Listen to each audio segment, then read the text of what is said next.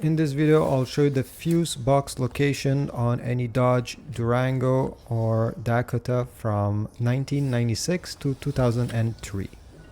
So on the driver's side, okay, you're gonna open the door, and right on the end of the dash over here, there's a panel with a small gap. You're gonna stick your fingers inside. You see it says fuse access. Stick one finger or two, whatever, and just pull. It will come right off since it's held by clips. And on the panel itself, you'll have the diagram with some spare fuses and also a small tool to remove the fuses. Okay, and yeah, the fuse box is right over there. Now for the second location, I'm gonna open the hood of the car and go right in front.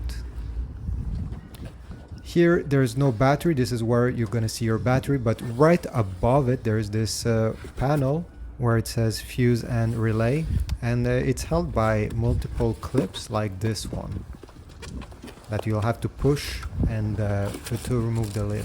The easiest way I found is to take your hand and push those two at the same time and lift.